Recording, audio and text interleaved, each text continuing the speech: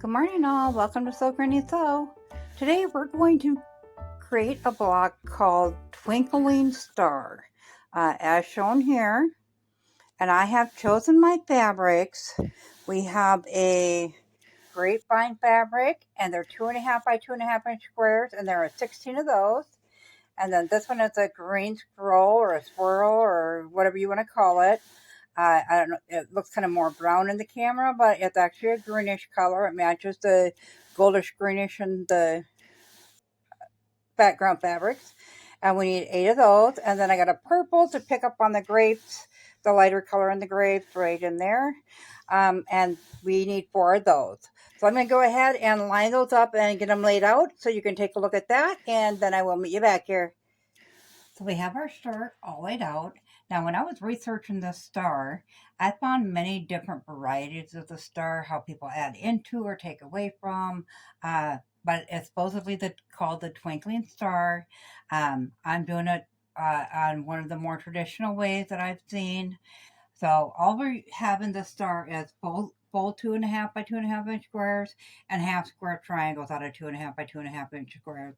So when we do a half square triangle, we're just gonna open these. I did go through and make sure we had as much of the grapes showing on that background fabric as possible to tie in the purple colors to it.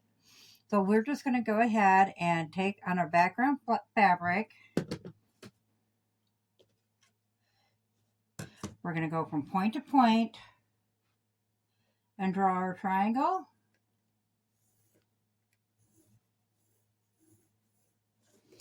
We will put a pin in that, right sides together, of course. Put the pin on the side I want to keep with the grapes on. That way I know to sew just a hair on this side of this line that we drew.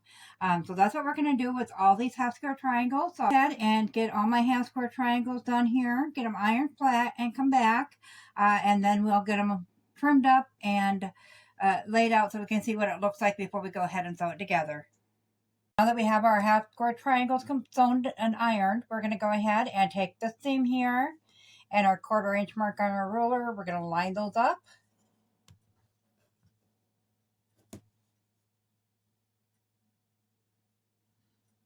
Set that one aside. And we're just going to take our rotary cutter and trim those down. If you don't have the rotary cutter and mat, you can just go ahead and take your scissors and do that as well.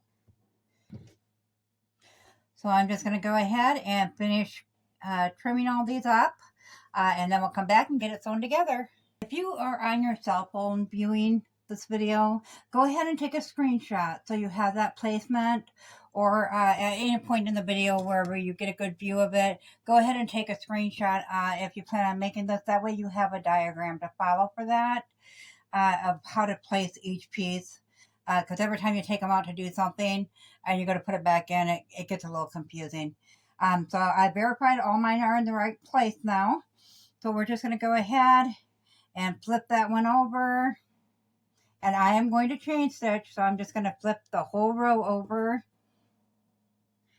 and feed them through the sewing machine with a 1/4 inch all the way along there.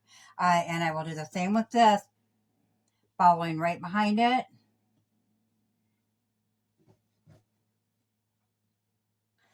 And a 1/4 inch on that. So I'll go ahead and get those 2 seams done. I get a minor flat and I'll meet you back here.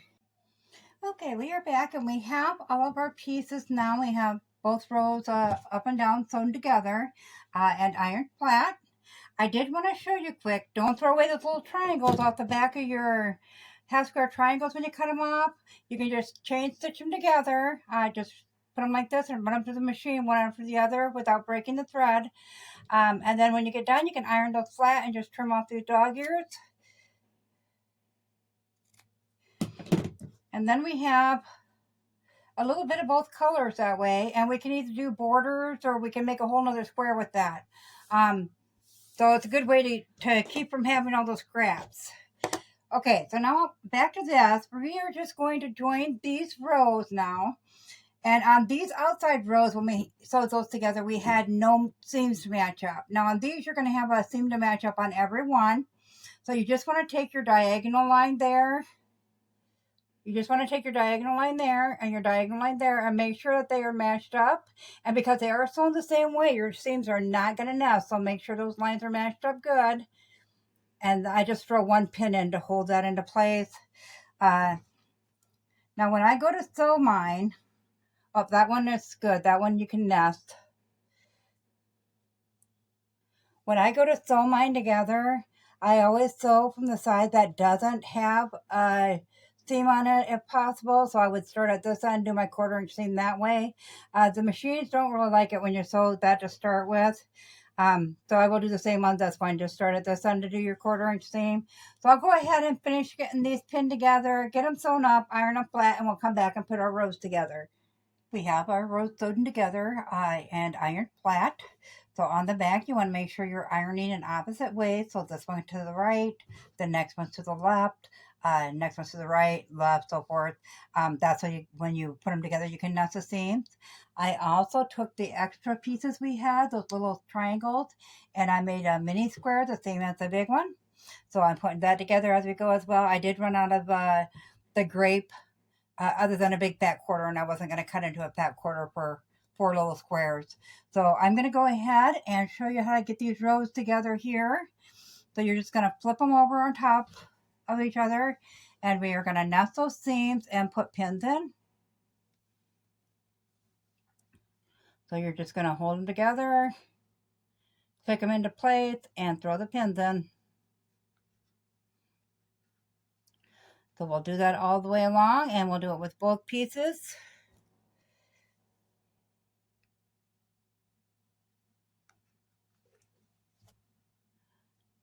We'll bring that to the sewing machine and put a 1/4 inch seam on that. We'll do the same with this one as well. And then after I get those done, I'm going to go ahead and pin the last 2 pieces together and get that sewn up. And I'll come back with that square finish as well as this little one. We have our blocks finished. I did go ahead and trim those up. You're just going to line up along the edge. If you're doing a certain size quilt, of course, then you use your squares and trim them down to whatever size you need. These are just going to be set aside until we get more blocks done for it before it goes into a quilt. So this is the big one, and it measures approximately 8.5 by 8.5. And this was the one, the bonus one I made with the extra little pieces that came off there. And that one is about 5.5 by 5.5.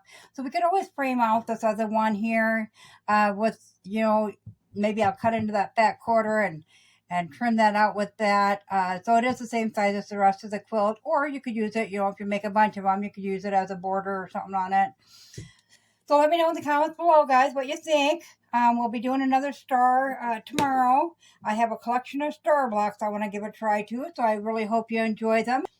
So as always, if you found this video useful, go ahead and give it a big thumbs up. It really helps our channel grow. If you haven't subscribed yet, go ahead and hit that subscribe button because we'd love to have you here at Sew Granny Sew. Thanks all. Have a good day. Bye.